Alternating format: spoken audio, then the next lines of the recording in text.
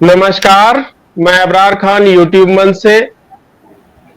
साथियों, आज हम लोग जो चर्चा करने वाले हैं मुख्य रूप से माइनॉरिटी समाज के लोगों की डिमांड है उत्तर प्रदेश के अंदर कि वो चाहते हैं कि वो कांग्रेस पार्टी के लिए जुड़ करके काम करें। लेकिन आज के टाइम पर जो देखने को मिलता है, जो शिकायत आ रही है, वो मुख्य रूप से ये शिकायत आ रही है कि कांग्रेस पार्टी का जो माइनॉरिटी डिपार्टमेंट है वो एक्टिव नहीं है।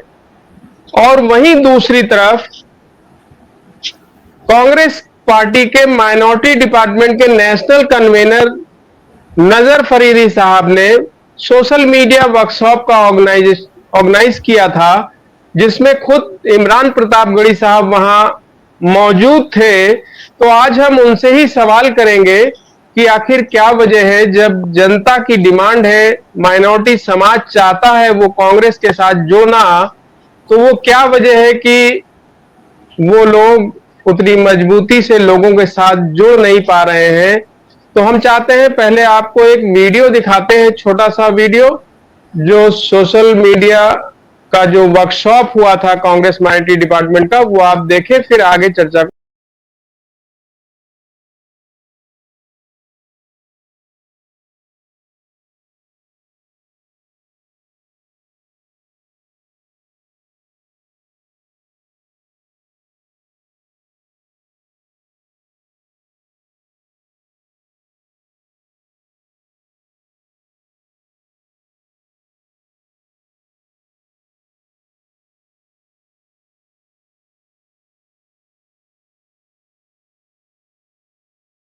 आप लोगों ने देखा कि इसमें एक वर्कशॉप को ऑर्गेनाइज किया गया। उस वर्कशॉप के माध्यम से लोगों को बताने का काम किया गया कि किस तरह से सोशल मीडिया पे काम करना है और किस तरह से पब्लिक से हमें जुड़ने का काम करना है।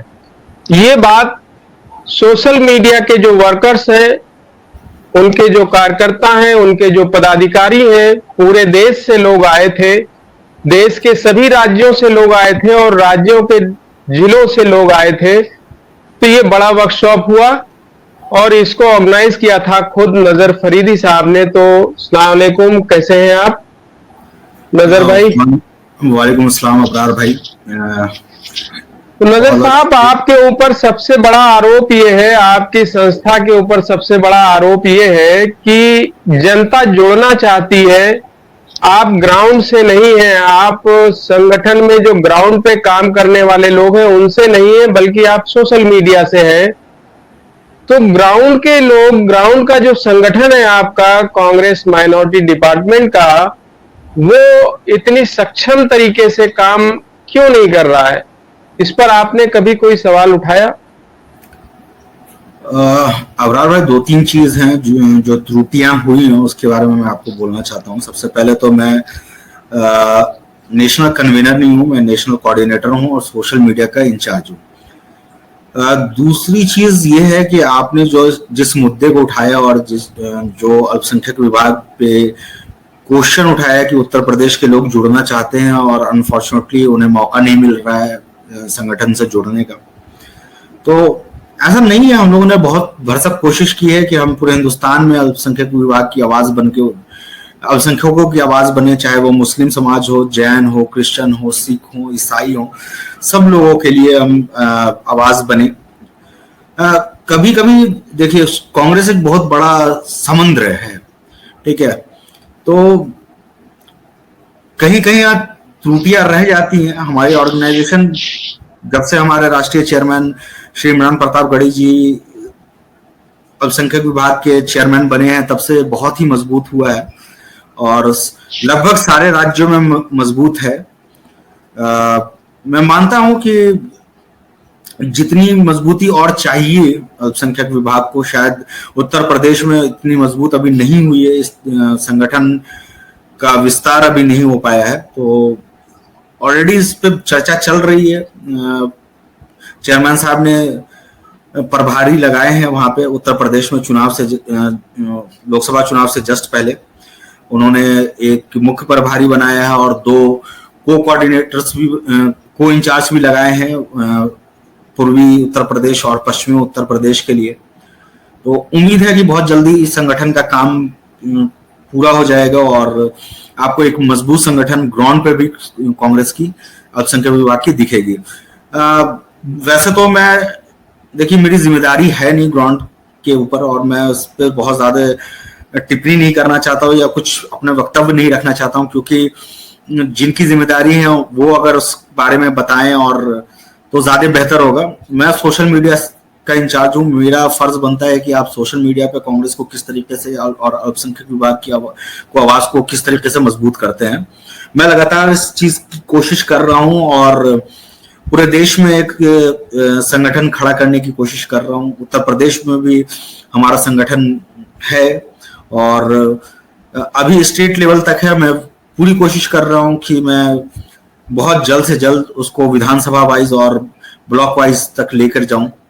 ये मेरा अपना वादा है अपने चेयरमैन से और अपने जो उत्तर प्रदेश के जिम्मेदार हैं उन लोगों से। तो सिर्फ उत्तर प्रदेश नहीं, मैं पूरे देश की बात करना चाहूंगा, क्योंकि मैं नेशनल इंचार्ज हूं। तो सोशल मीडिया का मैं पूरा कोशिश करूंगा कि मैं हर विधानसभा तक, कम से कम हिंदुस्तान की जितनी भी विधानसभा है हिंदुस्तान में, वहां तक पहुंचूं। अभी जी बिल्कुल ठीक बात है आपकी।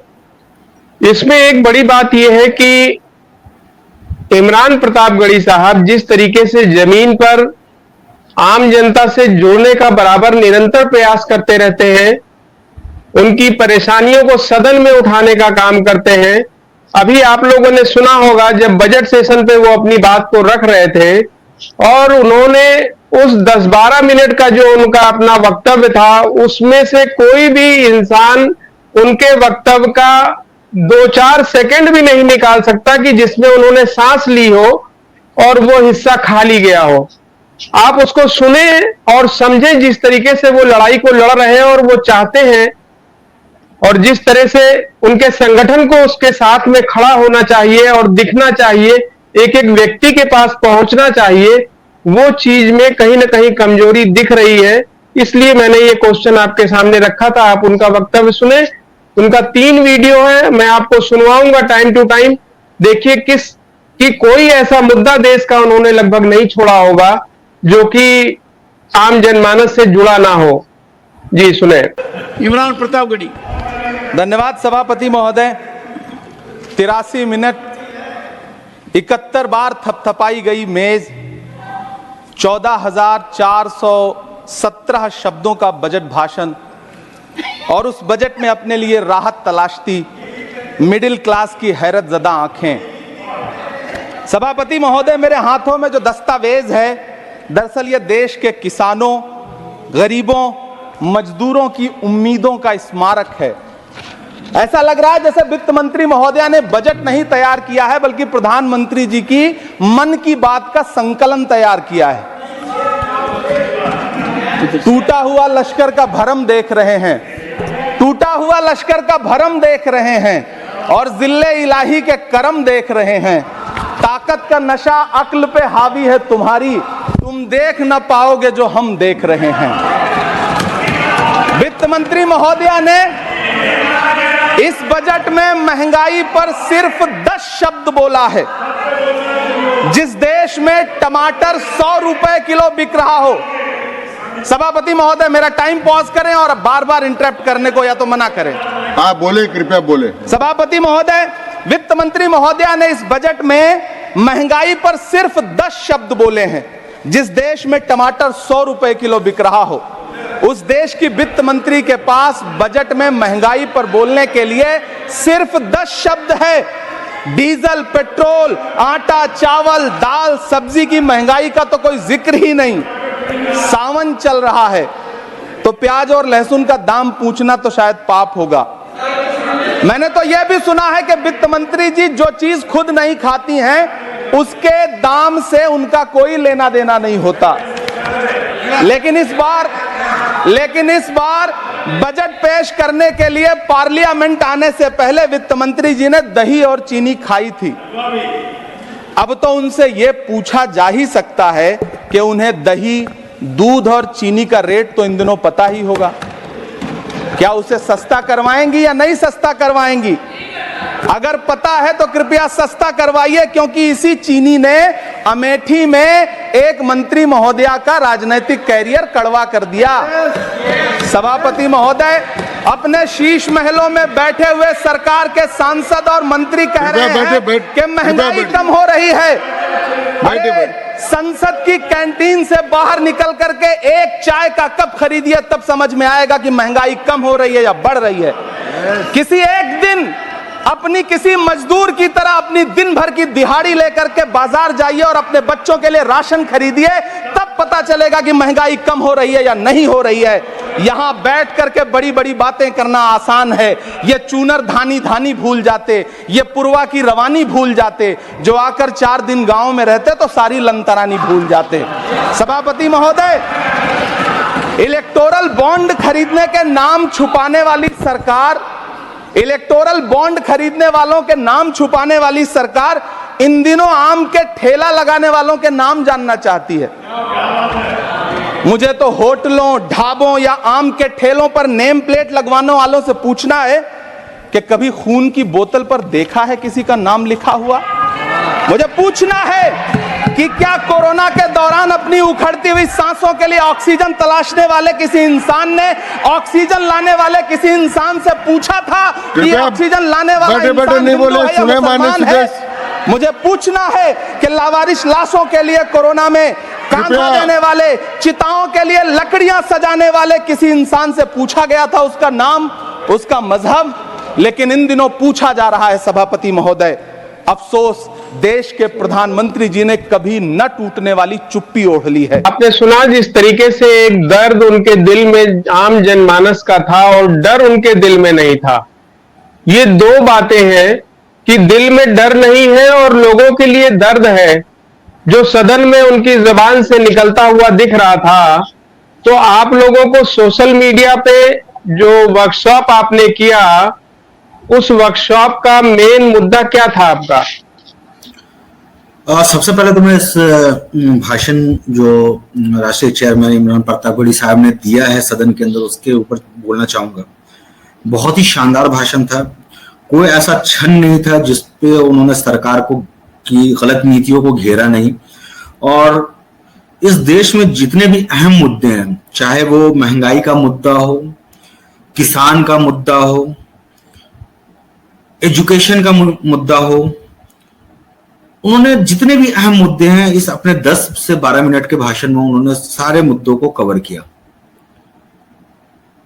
उन्होंने अल्पसंख्यकों की आवाज उठाई, इस देश के आम जनमानस की आवाज उठाई। सोशल मीडिया के माध्यम से बेसिकली हम लोग का जो वर्कशॉप हुआ उसके माध्यम से हम चाहते थे कि हमारी जो टीम है, जो हमारे साथ मिलके काम करती है, वो समझे कि आज के दौर में, आज के प्रोस्पेक्ट्स में किस तरीके से हमें हमारे नेता श्री राहुल गांधी, मल्लिकार्जुन खड़गे जी, इमरान प्रतापगढ़ी जी, जो हमारे शीर्ष नेतृत्व है, उसकी आवाज को किस तरीके से आम जनमानस तक पहुंचाना है। क्या हमारे नेता सोचते हैं इस देश के बारे में, क्या वो करना चाहते हैं, क्या इंप्लीमेंटेशन लाना चाहते हैं, वो जन जन तक पहुंचे। बस यही मकसद था हमारा वर्कशॉप का। हम एकजुट होकर काम करना चाहते थे बस। जी, मतलब आपने लोगों तक अपने शीर्ष नेतृत्व के संदेश को किस तरह से लोगों तक पहुंचाना है, इस पे आप लोगों ने मुख्य रूप से बात किया। हमारे पास जो जानकारी आई है उस जानकारी में पहला एक हम आपको लाइन बताते हैं जिसमें मुख्य रूप से लोगों को बताया गया है कि आप ऐसी स्टोरी सोशल मीडिया पे पोस्ट करें जो लोगों के दिल और दिमाग पे छा जाए। ऐसी स्टोरी आप लोगों तक पहुंचाएं ताकि उनका एक वो याददाश्त परमानेंट बनी रहे। और भी चीजें हैं हम आगे आपके साथ शेयर करेंगे। तो अब आपको हम दूसरा वीडियो दिखाते हैं इमरान साहब का, जिन्होंने अपनी उस चर्चा को आगे बढ़ाते हुए जो बात कही है आप सुने। और सभापति महोदय, जनता ने 63 सीटें कम क्या कर दी, ये सरकार तो अमृतकाल का नाम लेना ही भूल गई। ये भूल गई है अमृतकाल को, ये भूल गई है मनरेगा को, ये भूल गई है मौलाना आजाद नेशनल फेलोशिप को, ये भूल गई है मणिपुर को, ये भूल गई है महाराष्ट्र को। मुझे गर्व है कि मैं राज्यसभा में महाराष्ट्र का प्रतिनिधित्व करता हूं। महाराष्ट्र जो देश की आर्थिक राजधानी है, जो टोटल कॉर्पोरेट टैक्स का 40%, इनकम टैक्स का 32% और जीएसटी का 20% इस देश को देता है, उस महाराष्ट्र के लिए इस बजट में एक शब्द नहीं है। आप बैठ जाए सभापति महोदय, आखिर महाराष्ट्र से किस बात का बदला लिया जा रहा है? महाराष्ट्र में लोकसभा चुनाव में बाबा साहब अम्बेडकर के संविधान को बचाने के लिए वोट क्या कर दिया? प्रधानमंत्री जी तो महाराष्ट्र से बदला लेने पर उतर आए। अब तो शायद उन्हें याद भी ना हो यवतमाल का वो दाभड़ी गांव जहां 20 मार्च 2014 को वो किसानों के साथ चाय पर चर्चा करने गए थे और उनकी किस्मत बदलने के सपने दिखाए थे। उसी यवतमाल में पिछले 6 महीने में 132 किसानों ने आत्महत्या की है। सभापति महोदय, महाराष्ट्र में हर महीने 209 किसान आत्महत्या कर रहे हैं। राज्य सरकार द्वारा सौंपा गया आंकड़ा बताता है कि 1 जनवरी से 31 मई के बीच 1046 किसानों ने आत्महत्या की है। लेकिन अफसोस, इस बजट में महाराष्ट्र के किसानों के लिए कुछ भी नहीं है। किसानों से चिढ़ी हुई सरकार ने बजट में किसानों के एमएसपी की लीगल गारंटी नहीं दी। लेकिन याद रखिएगा, जो किसान का नहीं वो हिंदुस्तान का नहीं। सभापति महोदय, मुझे वित्त मंत्री जी से पूछना है कि वो जो कुछ साल पहले 100 स्मार्ट सिटी बनाने का ढोल पीटा गया था, सुना है उस ढोल में पानी भर गया है, इसीलिए आपने उसका नाम बदल करके सिटीज ऑफ ग्रोथ हब्स रख दिया है। अच्छा है, नाम बदलने का खेल खेलते रहिए। आपकी कई सरकारें तो इसी वजह से चल रही हैं। इस सरकार को पढ़े लिखे लोगों से दिक्कत है सभापति महोदय, इसीलिए इस सरकार ने यूजीसी का बजट 66% कम कर दिया है। वाह री सरकार। सभापति महोदय, मैं वित्त मंत्री जी के संज्ञान में लाना चाहता हूं कि किशनगंज में एएमयू सेंटर के पास 224 एकड़ जमीन है। यूपीए सरकार ने सोनिया गांधी जी की अगुवाई में 136 करोड़ रुपए एएमयू किशनगंज सेंटर के लिए सेक्शन किए थे। लेकिन आपकी सरकार ने पिछले 10 साल में उस 136 करोड़ में से सिर्फ 10 करोड़ रुपया रिलीज किया है। 1.5 करोड़ की आबादी वाला सीमांचल बेहतर शिक्षा के लिए उस सेंटर की बाट जोह रहा है। मेरा आपसे सवाल है कि इस सेंटर का बाकी पैसा आप कब रिलीज करेंगे? मुझे उम्मीद है वित्त मंत्री महोदया जवाब जरूर देंगी। सीमांचल उसी बिहार में आता है जिसकी बैसाखी के सहारे आपकी सरकार चल रही है। वहां के लोगों को एम्स की जरूरत है। महानंदा और कोसी से होने वाली बाढ़ की तबाही को रोकने के लिए बांध बनाइए, सीमांचल के साथ सौतेला व्यवहार बंद करिए। इकोनॉमिक कॉरिडोर बनाने से किसी राज्य का विकास नहीं होगा। विकास होगा स्वास्थ्य और शिक्षा के बुनियादी मुद्दों के लिए बजट देने पर। जो किसान का नहीं वो हिंदुस्तान का नहीं, आपने एक गाइडलाइन सुना होगा इमरान साहब से। ये आप अंदाजा लगाइए कि कितना दर्द है उनके दिल में, एक आम इंसान के लिए जिसकी कोई नहीं सुनता और जिसकी वजह से देश के लोगों का पेट भरता है। नहीं, ऐसा नहीं है। देखिए, मैं बहुत करीब से जानता हूं इमरान भाई को, बहुत सालों से उनके साथ काम कर रहा हूं, इमरान साहब के साथ। मैं जानता हूं कि किस तरीके से वो उनके दिल में लोगों के लिए दर्द है। आप कोई सा भी घटना उठा लीजिए, चाहे नजीब का उठा लीजिए, तबरेज का उठा लीजिए, कोई भी, हर चीज के लिए उन्होंने आवाज उठाया है। और जहां तक किसानों का सवाल है, किसान के लिए के मुद्दों को लेकर पूरी कांग्रेस बहुत संवेदनशील है। चाहे इमरान साहब हों या राहुल गांधी जी हों, सबने किसान के मुद्दे को लेकर सदन में आवाज उठाई है और कोशिश किया है। एमएसपी को लेकर की गारंटी को लेकर कल राहुल गांधी जी ने भी सदन में आवाज उठाई, इमरान साहब ने भी उठाई। तो कांग्रेस बहुत संवेदनशील है। इस देश को हरित क्रांति देने कांग्रेस नहीं दिया, तो बहुत ही संवेदनशील है कांग्रेस बेसिकली किसान के मुद्दों को लेकर, क्योंकि ये देश जो है ना कृषि प्रधान देश है। अगर किसानों का उत्थान नहीं होगा इस देश में तो हम डेवलप नहीं कर पाएंगे। जी, वर्कशॉप को लेकर के चर्चा करते हैं कि जिस तरीके से भारतीय जनता पार्टी का सोशल मीडिया आप लोगों के खिलाफ जिस तरह से प्रचार करता है,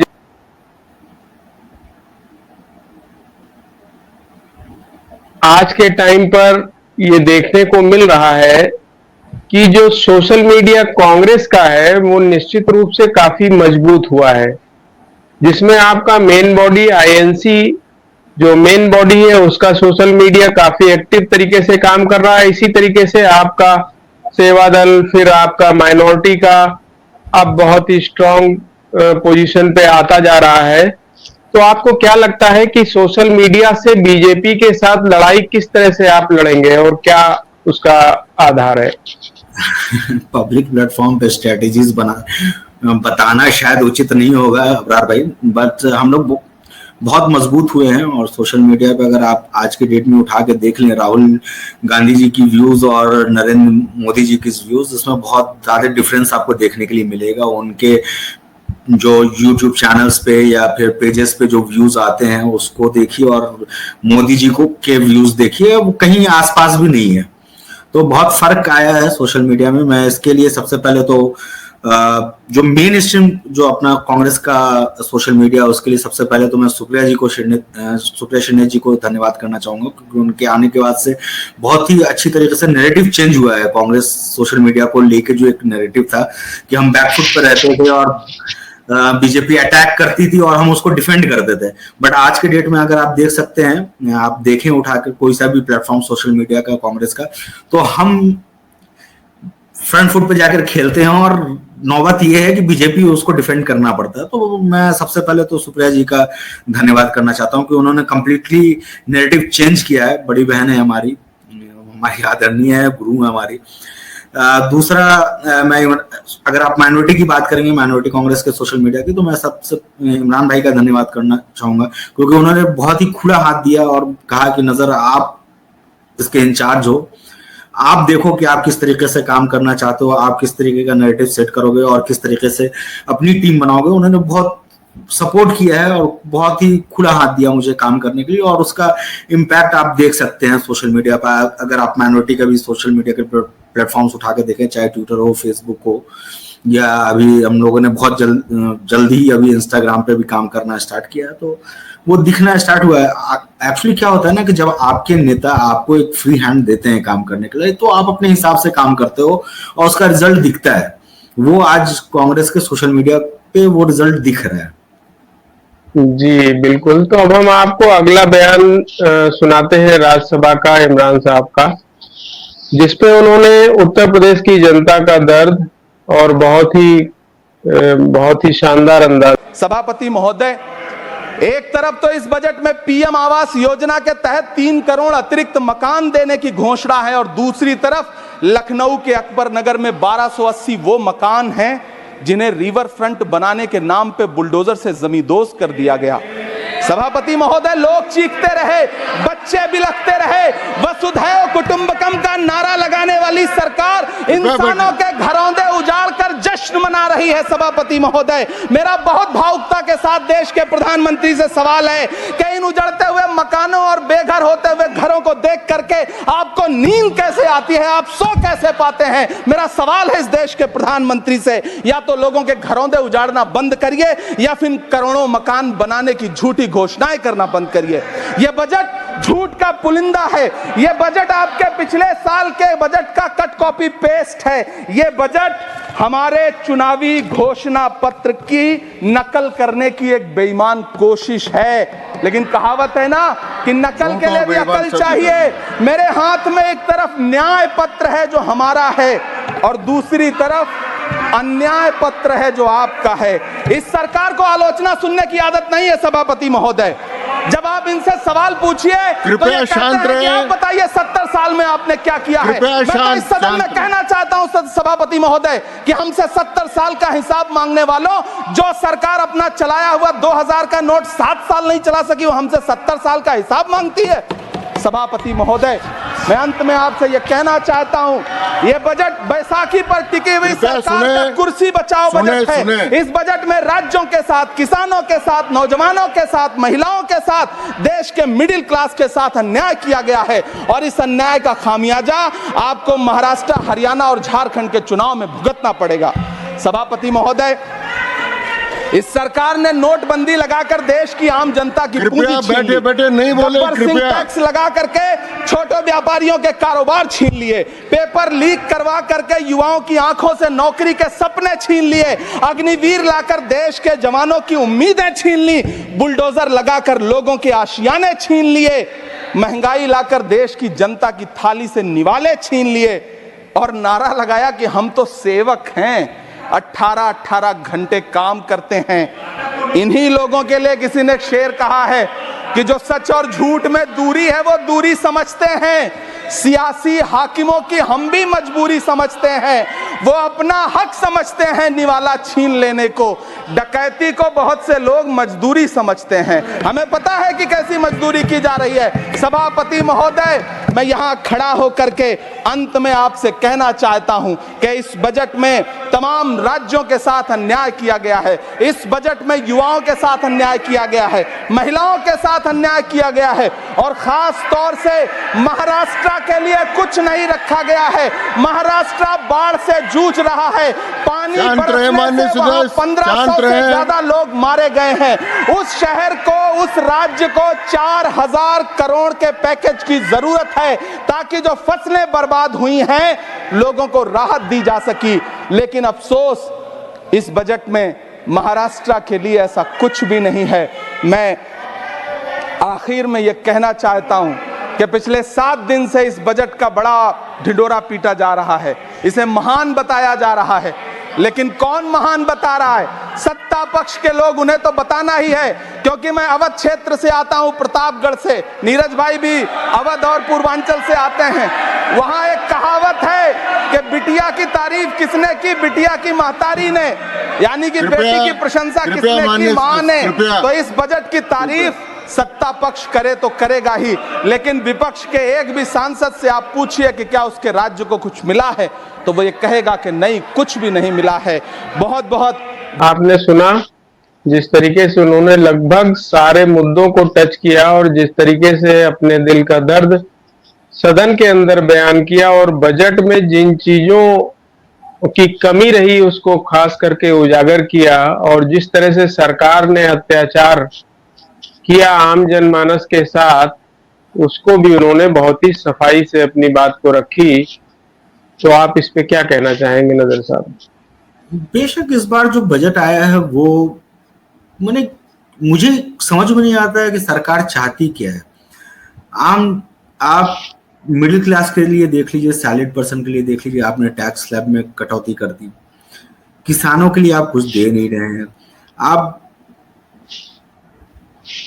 बिहार को छोड़ के किसी और स्टेट का नाम ले लीजिए जिसके लिए कुछ बहुत अच्छा है उन्होंने दिया हो। किसानों को एमएसपी का वादा नहीं किया, रेलवे को आपने क्या दिया आप देखो। मतलब ये बजट कहीं से भी आम जनमानस के लिए है ही नहीं है। तो इमरान भाई शुरू से बहुत अच्छे वक्ता रहे हैं और आज के डेट में, आज के परिप्रेक्ष्य में अगर मैं देखा जाए तो कुछ चुनिंदा नेता हैं इस सदन के अंदर जिनमें इमरान भाई का भी नाम आएगा। जिस तरीके से वो अपनी बातों को रखते हैं, जिस तरीके से वो इस देश के हर समुदाय, हर वर्ग के लोगों को जोड़ के और उनकी परेशानियों को सामने रखते हैं। आपको याद होगा जब सदन में पहली बार इमरान भाई ने अपना वक्तव्य रखा था, उनको भाषण देने का मौका मिला था, तो सदन में उन्होंने सबसे पहले इलाहाबाद यूनिवर्सिटी की फीस वृद्धि को लेकर बात रखी थी। तो वो उस तरह के नेता हैं कि वो हर मुद्दे पे बात करना चाहते हैं, उनको हर चीज की जानकारी है और उस चीज को लेकर उनको तकलीफ है। तो वो अलग अलग तरह के नेता हैं। जो आप इमरान प्रतापगढ़ी नाम से आप ये सोचते हैं कि नहीं, सिर्फ वो कहता है किसी पर्टिकुलर कौम के, किसी पर्टिकुलर कास्ट के नेता हैं, तो ऐसा नहीं है। वो हर प्रोस्पेक्टिव में बात रखना चाहते हैं, हर समुदाय के लिए बात रखना चाहते हैं। तो ये उनका बड़प्पन है, ये उनकी बड़ी सोच को दर्शाता है। जी बिल्कुल ठीक बात है आपकी। उम्मीद करते हैं कि आपका जो वर्कशॉप है उससे आपके पदाधिकारियों को निश्चित रूप से फायदा मिलेगा और आम जनमानस से जुड़ने के लिए आप लोगों की जो पहल, आप लोगों की जो कोशिश है वो कामयाब होगी। तो बहुत बहुत शुक्रिया नजर साहब, आप आए। बेशक बेशक, बहुत बहुत शुक्रिया अबरार भाई, आपने वक्त दिया और मैं आपसे वादा करता हूं कि बहुत जल्द पूरे हिंदुस्तान में आपको minority department, Congress minority department की सोशल मीडिया की टीम दिखेगी, विधानसभा वाइज दिखेगी। और अभी बहुत जल्द इलेक्शंस आने वाले हैं 3 राज्यों में, हरियाणा, महाराष्ट्र और झारखंड में। वहां की टीम आपको कंप्लीट ग्राउंड के साथ साथ सोशल मीडिया पर दिखेगी, बहुत मजबूती से दिखेगी। और मैं वादा करता हूं कि हम बहुत अच्छे मतों से और बहुत अच्छी बहुमत से कहता है इन तीनों राज्यों में जीतने जा रहे हैं। बहुत बहुत शुक्रिया अबरार भाई। जी, थैंक यू।